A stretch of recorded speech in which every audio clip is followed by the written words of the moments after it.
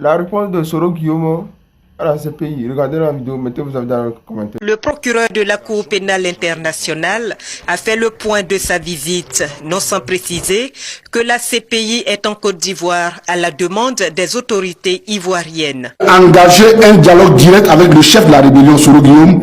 Je demande que Guillaume Soro désarme. J'ai été à la tête d'une rébellion. Sans preuve, c'est M. Ouattara. Il dit qu'on a amnistié. On a quitté définitivement le 31 mars. Jusqu'à aujourd'hui, malgré son acquittement, le président Laurent Gbagbo continue de subir les conséquences de la crise de 2000, comme s'il était le seul de 2010, puisque c'est sur cette base-là, sur la base d'un prétendu braquage de la BCAO, que la BCAO ne reconnaît même pas, qu'aujourd'hui, le président Laurent Gbagbo est exclu. On lui refuse même le droit de vote, le droit élémentaire du vote. Donc finalement, c'est lui seul et son camp qui sont pires. Voici le rappel des faits. C'est-à-dire, toute cette kyrielle de faits n'a jamais connu la lumière de la vérité. Dans une république, dans un État, dans une nation, cela est dangereux. Ça donne un sentiment d'injustice. Et c'est l'appel du président Laurent Gbagbo. Et c'est le deuxième point, c'est pour finir avec ce sentiment d'injustice. Pourquoi aucun des autres acteurs n'a-t-il été arrêté ni jugé par la CPI? Pour ne pas justement être accusé d'avoir une justice des vainqueurs, nous avons fait appel à la Cour pénale internationale. La justice internationale est insoupçonnable. On ne peut pas soupçonner la CPI d'être complaisante ou de choisir... Mais là, on a 148 personnes qui sont officiellement mises en examen, et, qui sont accusées de crimes, de génocide, etc., qui sont tous d'un seul camp, dans le camp de Laurent Gbagbo. Non, non, vous ne pouvez pas me dire, je parle de la justice internationale, de la CPI. Jusqu'à présent, la CPI a été appelée à venir faire des investigations en Côte d'Ivoire. La CPI n'a, à ma connaissance, émis que 4 mandats. Évidemment, les mandats ont été émis contre M. Laurent Gbagbo, Simone Gbagbo, Blé Goudé et le général Doboblé. Vous me direz que la CPI a décidé sur la base d'enquête. Ce n'est pas au gouvernement ivoirien. Ce n'est pas au gouvernement ivoirien. Mais M. Soro, vous n'allez pas... Donc, après toutes ces tueries horribles que nous avons dit, seul, on peut le dire aujourd'hui, les proches de Laurent Gbagbo et ses proches, c'est ceux qui ont été jugés. Vous n'allez pas dire que votre armée, dans votre armée aussi, on n'a pas commis des crimes. Alors, je vais vous dire, les forces républicaines de Côte d'Ivoire ont agi en légitime défense. Quand les policiers poursuivent et traquent le hors-la-loi, et que le hors-la-loi tire sur la police, que la police riposte, peut-on les mettre sur la même balance? Le hors-la-loi, là, depuis le 28 novembre, c'était Gbagbo. Si Gbagbo avait cédé... Mais il existe aussi des méthodes pour interpeller le hors-la-loi. Comme Wade l'a fait au Sénégal, il n'y aurait pas eu 3000 morts. Et vous n'allez pas me dire que Gbagbo n'a pas commis ces crimes en Côte d'Ivoire. Du 28 novembre au 27 mars. Voilà. Engager un dialogue direct avec le chef de la rébellion, Soro Guillaume, pour mettre fin à la guerre. Lettre à la nation du président Laurent Gbagbo du 8 décembre 2025, page 2. Dès l'instant où j'ai été acquitté, il fallait immédiatement se mettre à rechercher les vrais coupables. Qui a conçu et financé la rébellion? Évidemment, en 2002, j'ai été à la tête d'une rébellion qui a revendiqué clairement la démocratie et l'état des droits dans mon pays. Alors, cette rébellion, monsieur Guillaume Soro, comment vous en devenez le chef? C'est un complot préparé de longue date ou bien c'est par hasard que vous vous retrouvez à la tête de cette rébellion? Ce n'est pas une question d'hasard, mais la Côte d'Ivoire, depuis quelques années déjà, était frappée par une dérive grave ivoiritaire. Une partie de la communauté nationale était exclue de la vie politique, marginalisée. Il y avait le délit de faciès, de patronyme dans mon pays. Et quand justement les rouages et les mécanismes de l'État ne permettent pas aux citoyens de s'exprimer par les canaux réglementaires, la révolte peut devenir de droit. Et c'est ce qui s'est passé dans mon pays. Vous revendiquez cette rébellion de 2002. Absolument. Vous trouvez qu'elle était justifiée? Je considère qu'elle était justifiée, et c'est Victor Hugo qui le disait, que face, évidemment, à la dictature, la révolte est de droit. Malheureusement, malgré tous ces sacrifices qu'il fait, la seule obligation qui pesait sur les rebelles, c'était leur désarmement. Au lieu de l'aider à obtenir ce désarmement, comme lui-même le dit, c'est plutôt la pression qui est mise sur le président Laurent Gbagbo d'organiser des élections dans ces conditions-là.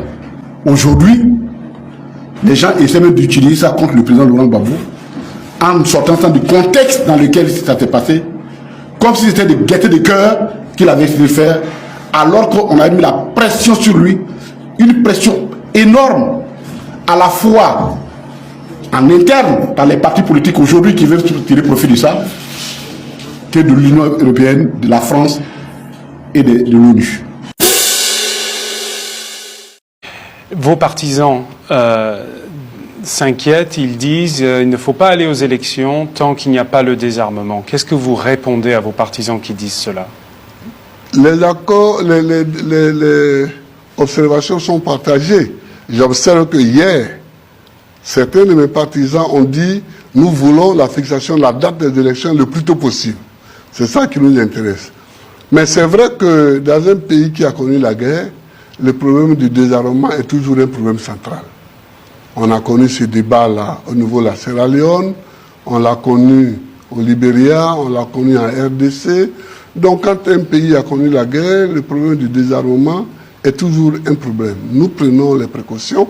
Et là, je viens de présider une réunion avec, outre le président de la CEI et quelques-uns de ses vice-présidents, avec toutes les forces de sécurité de Côte d'Ivoire pour voir comment organiser la sécurisation des élections. Donc une réunion qui s'est bien passée. La réunion s'est bien passée. Vous êtes confiant dans le processus? Oui, moi je suis... Mais tous ceux qui vivent en Côte d'Ivoire sont très excités à l'idée d'aller très prochainement aux élections. Ils sont très confiants. À commencer par les responsables de l'ONU, par ceux de la CEDEAO. Nous sommes tous confiants. Nous sortons d'un grand trou noir et aujourd'hui, nous voyons le bout du tunnel. Nous voyons le jour. Nous sommes tranquilles, nous sommes heureux. Alors, on voit le bout du tunnel pour ce qui est peut-être du processus électoral. Est-ce qu'on voit le bout du tunnel pour ce qui est du désarmement? Mais c'est notre affaire. Laissez-nous travailler, laissez-nous tranquilles. Vous allez voir que nous allons aller aux élections tranquillement. En 2009, je peux aller plus loin. Votre aîné, Issa Sangaré Yereso, il est en vie, je le cite. Il avait une émission qu'il animait qu'on appelle En toute franchise. Sur les antennes de la RTI, effectivement. RTI 1. Je demande que Guillaume Soro désarme. Parce qu'il a été nommé Premier ministre, pour qu'en retour, il désarme. Vous savez ce qui s'est passé? 3 jours après cette interview, je suis convoqué par Nadi Bamba, chez elle à la maison. J'y arrive, je trouve Guillaume Soro. Je trouve Konaté Sidiki. Je cite des noms. Je trouve Meïté Sendou. Je suis sur un banc d'accusés. Quelques minutes après, le chef de l'État de Côte d'Ivoire arrive. Me voici entre le Premier ministre et le chef de l'État. La dame prend la parole. Blé, présente tes excuses à Guillaume Soro. J'ai dit pourquoi? Pourquoi tu lui as demandé de désarmer?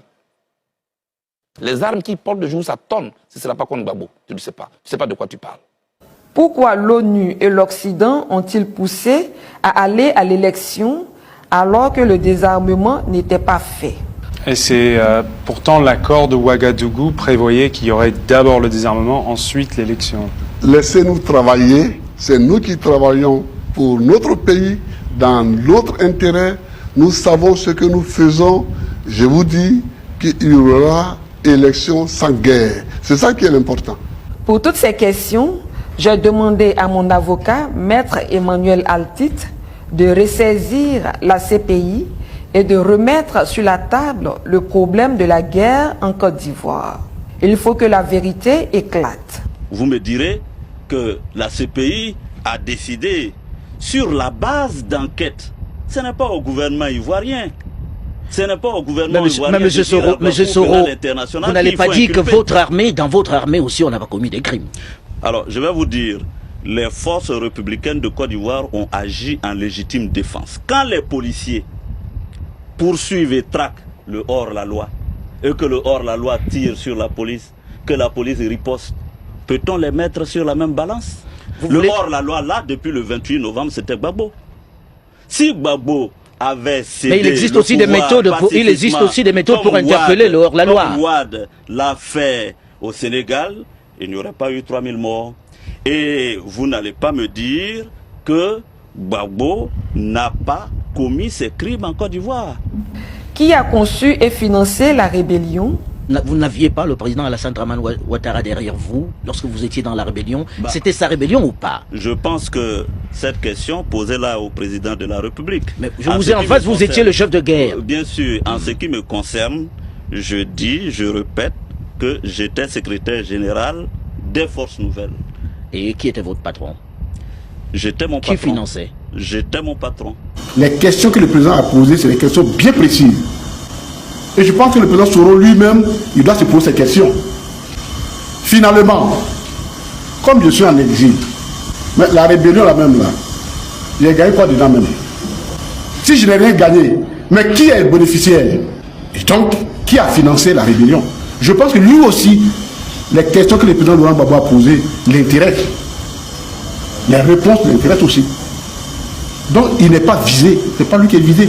Puis de toute façon, lui-même, il a revendiqué, il a déjà publiquement revendiqué être chef de la rébellion. Donc, il n'y a rien à cacher sur lui.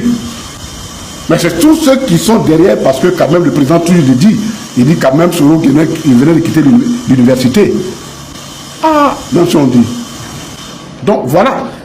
Donc il n'est pas visé, puisque de toute façon lui-même s'est déclaré déjà comme étant responsable de la rébellion.